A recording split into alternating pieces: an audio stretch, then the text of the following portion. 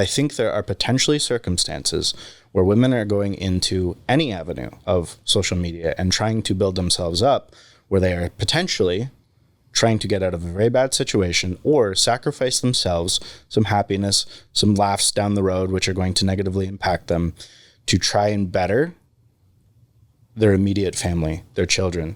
In some way, I think they are protecting people. This is interesting because it comes back to the old cliche that every exotic dancer / stripper is a single mom trying to raise her kids. A lot of, and I've worked with a number of women over the years, through my years as a licensed marriage and family therapist, as a psychotherapist doing treatment, a lot of single moms coming in who did say, you know what, I do have a history of this work over here. Here are my kids. And then using that money, can you help my children to help and grow? Can you improve them? So I think that I definitely have a moral opinion, and I have my own ideas on this. I won't get into that right now. I'm interested to dig in with you and where we're going, but I can see a point in having the options there, and that some people will select them, and that some good could still come out of it. Mm-hmm. What I'm curious about most here is, what does this mean for love and romance in the future? Is there a future of love and romance? Is love and romance dead? Is romance gone because of the rise of this sort of idea that you can get feelings anywhere from whoever? What do you think of that? The biggest threat that I see to modern relationships is texting, DMs, and screenshots. Not necessarily in any particular order, but the amalgamation of them. So I think that a lot of the youth, as you mentioned, and that sounds like a terrible story because that guy sounds crazy. I haven't seen it. I don't know the details. You should be able to reach out for help and identify threats and problems. But I see a lot of the youth trying to shame and destroy and cancel and attack one another in both sides. And I think that is a big issue. And I think everybody's maybe then going, I'm way more valuable than you, so I have endless options. And that's also a big problem. And I think everyone's trying to figure that out right now, navigate that through what do I do for money? Because let's say I'm just turned 18 and I want to get a job. And I have two pathways before me. Trying to figure out influencing of some kind, content creation of some kind. Maybe I make videos about microphones on YouTube, and that's my passion. I'm going to try and make that happen and monetize that. It's a lot more freeing, potentially, and a lot more creative and a lot more fun than a 9-to-5 big box retail something or other. I think that's a big decision before people. And then the next question is, okay, whatever way you take, how do you find someone who shares those values, and what relationships do you try and get in?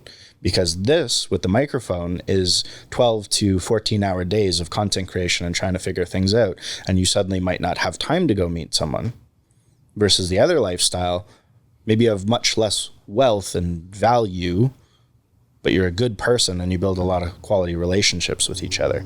I don't know the answer. I think it still then comes back down to the individuals. And again, to your point, what are the values of America? Yeah, but if the research is clear when it comes to happiness and creating happiness within relationships. If you look at, I mean, there's an amazing documentary right out now on Netflix on Blue Zones, the people living the longest, right? The centenarians, they go and they track where these particular populations are within the country and within the world. There's actually one here in Loma Linda in California, and every single one of them, the biggest thing was they had a community, they had relationships, they were farming with other people, they had children, they had families.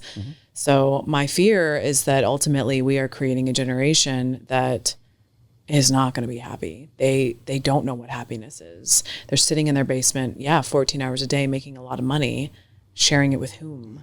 Okay, so then let's say that we have 50% of women going OnlyFans and 50% of men being the ones that pay for OnlyFans. Are we going to live in a matrix or some sort of meta universe where all we're doing is communicating with each other within that universe and not having real relationships, like where do you see the future of relationships if social media and all these platforms are continuing to grow? Where's the line that gets drawn? Like, is there still a place for happiness and love in the future? Yeah. Like real love. I think that we are going through a digital renaissance right now, and that's why I'm extremely hopeful for the future.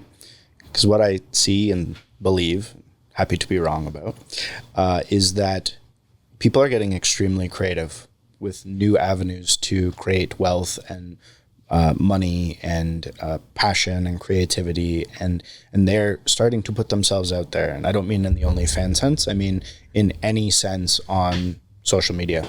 They're using their phone to become a business, and they are finding their tribes around the world.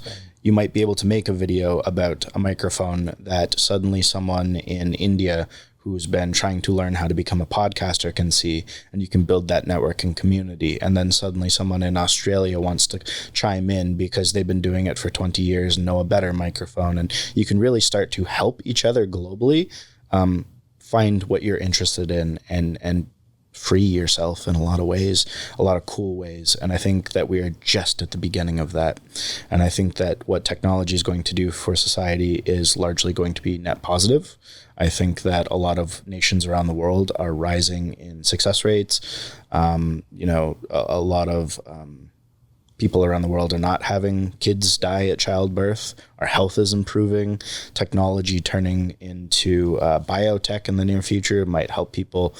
We might have less population because people are having less kids, but we might have a lot healthier, creative, ingenious population that comes from that, and the future society we can build for the globe at large.